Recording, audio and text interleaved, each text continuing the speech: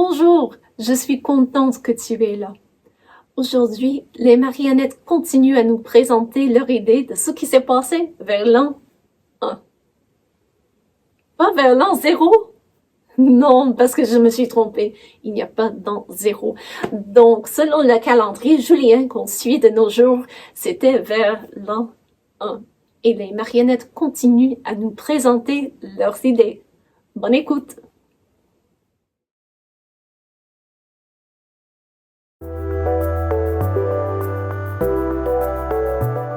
Bonjour, tous bienvenus à Canal Carillon, la chaîne qui résonne de nouvelles. Ce soir, un de nos reporters regarde en profondeur une prophétie prononcée récemment. Notre reporter Sabine s'enquête sur la signification de ce qui a été prononcé. Bonsoir José, je suis ici en Judée où une prophétie a récemment été prononcée par un prêtre nommé Zacharie. Il prédit que son fils aura un travail spécial auprès de son peuple, les Juifs. Voici un résumé de ce qu'il a dit. J'étais là quand il l'a prononcé. Je suis son voisin, moi. Il parlait du fait que Dieu allait visiter son peuple et qu'il allait le racheter. Zacharie a dit que Dieu nous a suscité un sauveur. C'est ça, un puissant sauveur de la maison de David, comme Dieu nous l'a annoncé par les prophètes. Ce sauveur allait nous permettre d'être délivrés de la main de nos ennemis et de servir Dieu sans crainte. Puis Zacharie s'est tourné vers son fils nouveau-né pour lui dire qu'il sera appelé prophète de Dieu et qu'il préparera les voies du Seigneur pour donner au peuple la connaissance du salut et le pardon de ses péchés. Puis il a terminé en parlant de la miséricorde de Dieu et en disant que c'est pour diriger nos pas dans le chemin de la paix. Voici un résumé de la prophétie prononcée, et j'ai demandé à des spécialistes ce qu'ils pensent que ça veut dire. Ça ne veut rien dire. C'est un père fier de son enfant qui est son premier-né. Il ne faut pas faire trop attention à ce genre d'affaires. Mais d'autres ne sont pas d'accord. Voici Monsieur Yvon de Jérusalem. C'est intéressant qu'il utilise les mots racheter et sauveur. Ça fait longtemps depuis que Dieu nous a promis d'envoyer un sauveur. La promesse remonte au temps de la jardin, il y a environ 4000 ans. Quand nos aïeuls Adam et Ève ont désobéi à Dieu en mangeant du fruit défendu, ils ont péché. Et quand on brise la loi de Dieu, il y a toujours une conséquence pour cela, toujours. La conséquence du péché, c'est la mort. Par contre, Dieu a promis même là d'envoyer quelqu'un pour nous sauver de nos péchés. Oh, j'aimerais bien savoir si c'est possible que Dieu va maintenant envoyer celui qu'il a promis il y a longtemps pour nous racheter. Nous avons besoin d'être achetés de nouveau ou libérés de notre obligation juridique auprès de lui. Comme tu peux constater, José, il y a des opinions différentes sur la prophétie de Zacharie. Mais ce que je trouve intéressant, c'est qu'il a fait référence à d'autres prophéties et qu'il semble être une personne avec une réputation de craindre et de suivre Dieu. José? Merci Sabine. C'est un sujet qui demande plus de recherche. Après la pause, le gouvernement exige un nouveau recensement.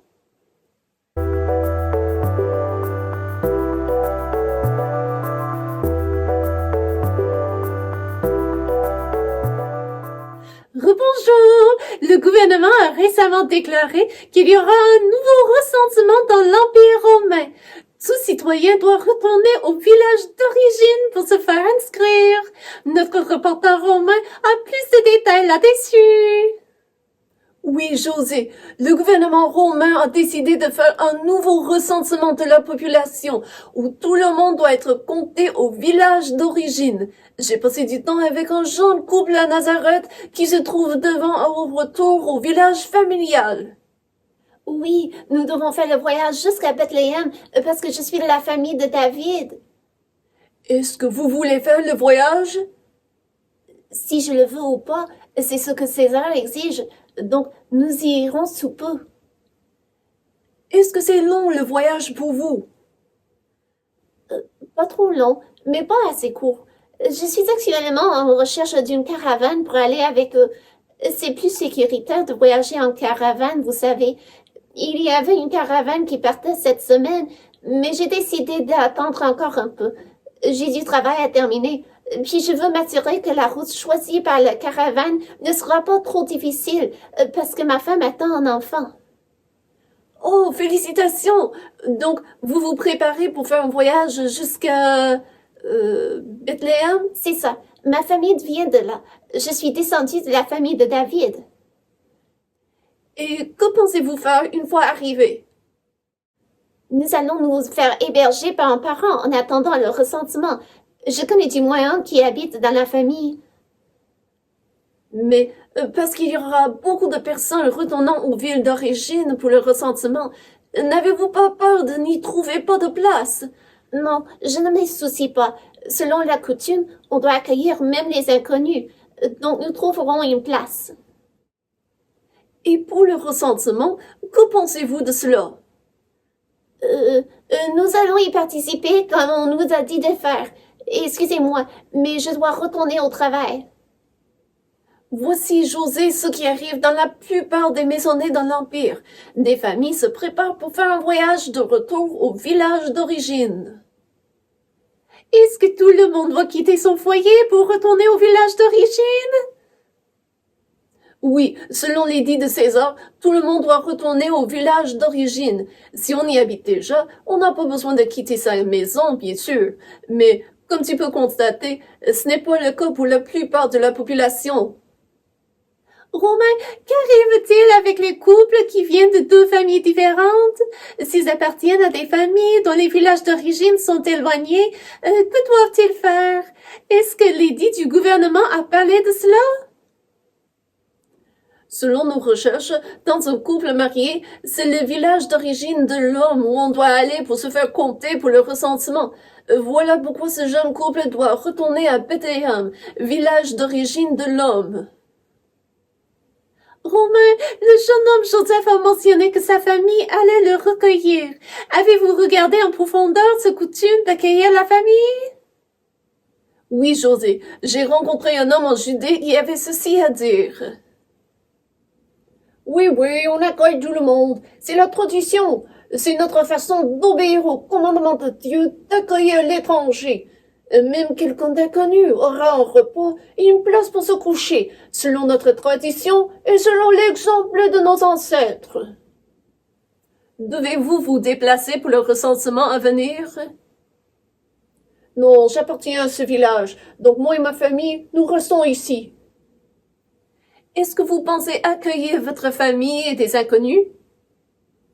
Bien sûr, selon la tradition. Mais je vous dis qu'il y a des personnes qui abusent de cela, malgré tous nos rabbis qui le défendent. Il y a des personnes qui viennent trop tôt et qui restent trop longtemps et qui prennent la place qui servirait aux autres. Mais je ne me plaigne pas. C'est tout simplement une observation. Tu serais bienvenu parce que tu ne resteras pas pendant des siècles. Comme vous avez vu, José, même si on n'aime pas trop les personnes qui arrivent au village et ont besoin d'hébergement, les citoyens qui ne doivent pas se déplacer vont les accueillir, selon la tradition du peuple. Voici un dernier mot du monsieur.